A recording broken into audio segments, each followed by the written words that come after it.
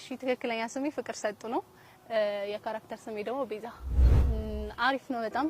ቤዛን በጣም ወድጃት ነው መሰራት ካራክተሯንና ካኔ ጋር ደግሞ ትንሽ ተመሳሰላለች መሰለኝ ለዛ እንትን ሳይሆን የተወሰነ የሆነ ባህሪያችን ይመሳሰላልና ወድጃት እና ትንሽ ቀላኝም ነው መሰራው ከ40 እስከ 46 እስካሁን የመጣንበት በጣም አሪፍ ነው ክሩ አልከበደንም ማለት በቃ ስንገባ እንደ ፋሚሊ ነው የተቀበሉንና ምንም አልፈራንም እስካሁን ያለው ነገር እንግዲህ አሪፍ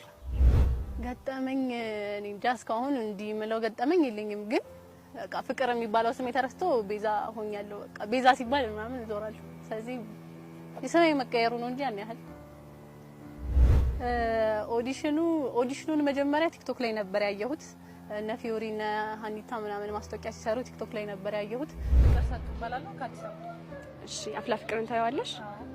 እስቲ አፍላ ፍቅር ባንቺ አንደበት እንዴት ነው የሚገለጸው በእኔ አንደበት በቃ ሃይ ስኩል እኔም ተማሪ ስለሆንኩኝ በቃ የትምህርት ቤቴን እንትን ይገልጽልኛል ሳይው እሺ ከዚህ በፊት የሰራሽው ስራ ወይም ደግሞ ስልጠና ወስደሽ ታውቂያለሽ ስልጠናው የፋዘር ቤት የአድቫንስ ተማሪ ነኝ ስራ የኦንላይን የአግሮ ቢዩቲ ማስታወቂያና አንዳንድ የባንክ ማስታወቂያዎች ሰርቻለሁ እሺ አሁን ኦዲሽን ወስደሻልና ከኦዲሽኑ ምን ትጠብቂያለሽ እንዴት ነበር አሪፍ ነበር ኦዲሽኑ እንግዲህ ከእግዚአብሔር ለውጤቱን አላውቅም ከዛ እናቴ ነሽ ገፋፍታ ሂጂ ዝም ብለሽ ሞክሪው ምናምን ያለችኝ ከዛ ሄድኩኝ ስሄድ አዳራሹ ሞልቶ 500 ምናምን ሰው ነበርና በቃ ልመለስ ብዬ ግቡ ኦዲሽን ወሰዱ ምናምን ሲባል ሁሉም እየፈራው ወደ ኋላ መመለስ ጀመረ ከዛ ያ ሁሉ ሰልፍ ከምሰለፍ ዝም ብዬ መጀመሪያ ልግባና ኦዲሽን ልውሰድ ምናምን ብዬ መጀመሪያ በቃ ወረቀት የተሰጠውን ስክሪፕት ተቀበልኩኝና ገባው መጀመሪያ ከዛ ሰራው ምናምን የመጀመሪያው በጣም አሪፍ ነበር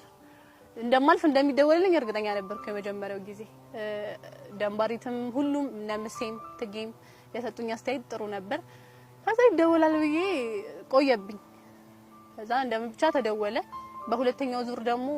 አልጣመኝም ነበር የሰራሁት ስራ እና ምሴ ተኮሳትሮብኝ በቃ በጣም እንደምወድቅ ነበር ገምቼ ሄድኩት በሁለተኛው ዙር ቃሱም ተደወለልኝ ወደ ሶስተኛው አልፈሻል ተብዬ ሲሄድ ደግሞ 3 ደብል ካስት ነበረኝ ብቻ ከ500 ምናምን ሰው ነው የተመረጥኩት ለማለት ነው አመሰግናለሁ አፍላ ፍቅርን በደንብ ነበር መከታተለው እንደ ኦዲየንስ ማለት ነው እንደ ኦዲየንስ እና ደግሞ እዚች ጋር ደግሞ የአንድ የክሩ አባል ሆነ ሰራ ይለያያል የምታውቀው ነገር ምናምን አለ